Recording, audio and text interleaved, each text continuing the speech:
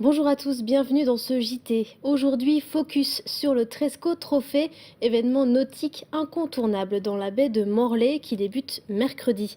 Le programme de ces journées sur l'eau dans un instant avec Yvon Quiec, le président du Yacht Club de Morlaix. Regardons tout d'abord ce qu'il s'est passé dans le Finistère ce lundi 30 mai.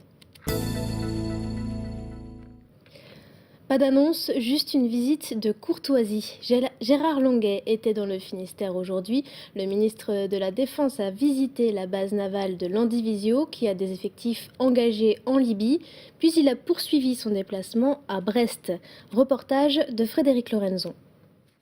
En atterrissant à Landivisio ce lundi, le ministre de la Défense savait qu'il n'avait pas grand-chose à offrir aux marins. Entre 2008 et 2015, la marine aura perdu en effet 12% de ses effectifs, soit 6000 postes. Des effectifs largement sollicités en ce moment, notamment avec les opérations en Libye, comme avec ces super étendards. Un saut d'hélicoptère plus tard, voici le ministre à Brest pour visiter la base navale et ses ateliers, mais aussi rassurer les marins. Cette réforme, j'en hérite. Mon devoir, c'est de la mettre en œuvre. Cet effort sera respecté, il ne sera pas dépassé. Comme perspective d'avenir, pour Brest, il y a les frégates FREMM en construction.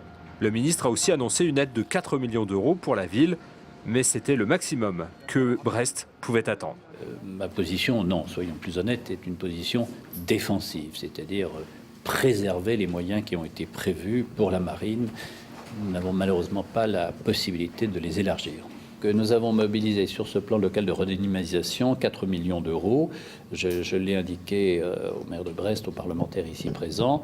Il y a une politique contractuelle qui est placée sous l'autorité du préfet du Finistère. C'est à lui, au nom de l'État, de le mettre en œuvre. Enfin, il a des munitions. Et après avoir enfilé cette tenue orange, le ministre terminera sa visite dans un sous-marin, quelque part, au large de Brest. Petite piqûre de rappel à présent, c'est aujourd'hui la date limite pour vos déclarations de revenus. Vous avez jusqu'à minuit ce lundi pour remplir et retourner votre déclaration d'impôt papier. Pour les retardataires, pas de panique, il reste Internet. Le délai est prolongé jusqu'au 16 juin pour les internautes sur le site www.impôt.gouv.fr. Un mot de foot à présent, c'est le soulagement pour le Stade brestois qui reste en Ligue 1 la saison prochaine. Et ce, malgré la défaite. Dimanche, les Rouges et Blancs se sont inclinés à domicile 0-2 contre Toulouse.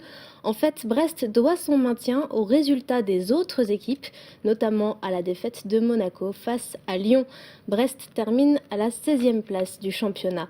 Et retrouvez l'équipe au complet dans l'émission spéciale Tous au Stade, diffusée dès ce soir sur TBO.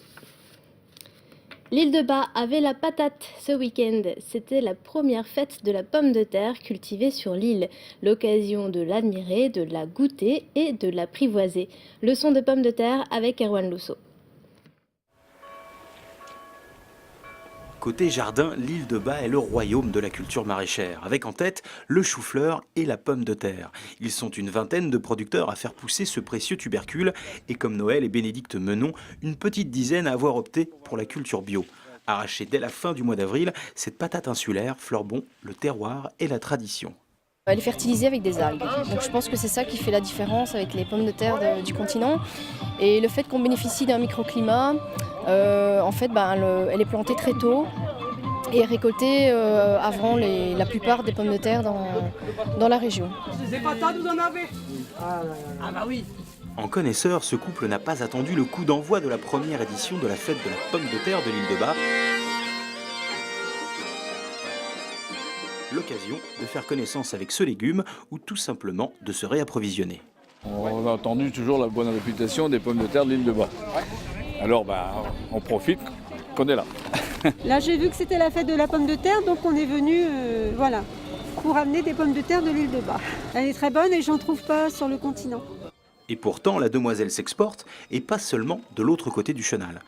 Notre coopérative vend partout en fait, au Danemark, en Angleterre, en Allemagne, un peu partout. Mais bon, ils ne peuvent pas vendre partout non plus, dans tous les petits commerces. Donc après, c'est aux acheteurs aussi de demander dans les petites coopératives bio et tout ça. ou tout simplement de profiter d'une balade sur l'île à pied ou à vélo pour soit la déguster sur place ou aller sonner directement à la porte des producteurs. Et on reste en baie de Morlaix. Place à notre invité Yvon Kiek, bonjour. Oui, bonsoir. Vous êtes le président du Yacht Club de Morlaix et vous venez nous parler du Tresco Trophée, une régate qui débute mercredi. Alors c'est la 28e édition cette année, presque 30 ans d'existence, mais on va rappeler tout de même le concept. Le concept est que cette régate a cette spécificité, c'est-à-dire de quitter la France pour aller en Angleterre. Donc la première étape, c'est Morlaix, Guernsey, l'arrivée de la première étape. Nous restons 48 heures à Guernesey et nous revenons ensuite sur Perros-Guirec pour terminer dimanche prochain à Morlaix. Et alors pour l'anecdote, il y a 28 ans, tout est parti de ce pichet. Exactement, une bande d'amis, nous sommes partis à Guernesey découvrir cette île exceptionnelle, l'île anglo-normande, qui est d'une beauté rare, et notre président fondateur a eu l'idée de pérenniser ce déplacement par un trophée. Et ce trophée donc est mis en jeu depuis 1984, tous les ans, et tous les vainqueurs sont autour de ce trophée et tout le monde, bien sûr, se l'arrache. Et c'est devenu aujourd'hui la classique de la Manche, on peut dire, et aujourd'hui, nous avons encore un bon succès puisque nous allons être 116 bateaux pour faire et pour participer à cette belle épreuve. Est-ce qu'il y aura des skippers connus ? Oui, bien sûr, il y aura des skippers connus. Il faut rappeler quand même que Armel Lecléache a gagné ce Tresco. Ça a été l'une de ses premières régates, on peut dire, en 2002. Voyez-vous, en 2002, il a gagné sur son bateau qui était un Figaro à l'époque. Après, il a couru pour l'entreprise de son partenaire, c'est-à-dire Britair, où là, il a amené donc des membres du personnel faire donc, on peut dire, cette initiation d'une course au large avec une course de nuit. Et il est engagé cette année ? Non. Alors qui d'autre ? Alors qui d'autre ? Il y a une équipe de Lorient qui est très forte et qui est managée par le chantier Beneteau de Lorient, et ce sera une équipe qui a déjà gagné l'année dernière, il sera très difficile à battre. Alors mercredi, les bateaux quittent le port de Morlaix à 18h30.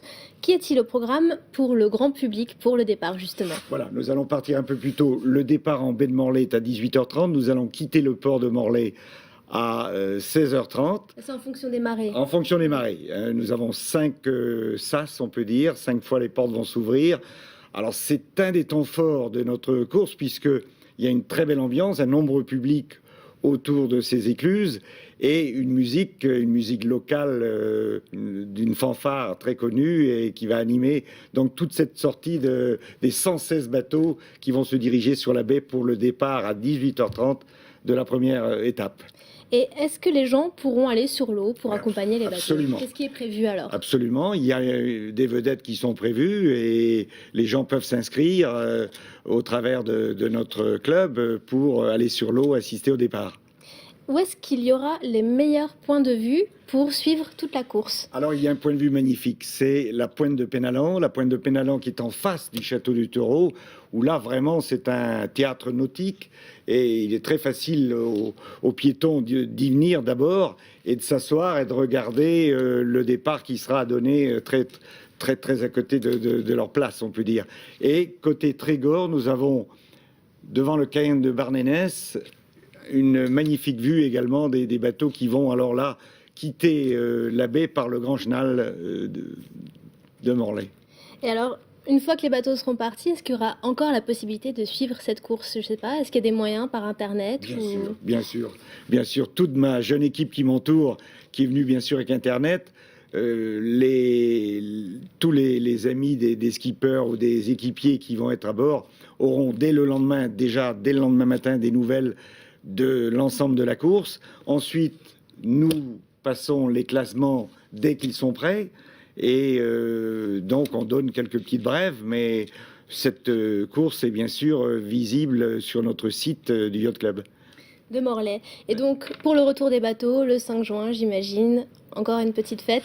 Alors, le 5 juin, c'est d'abord il y a Guernesey. Je vais revenir rapidement sur Guernesey, qui est une île fantastique. Une bonne fête à Guernesey.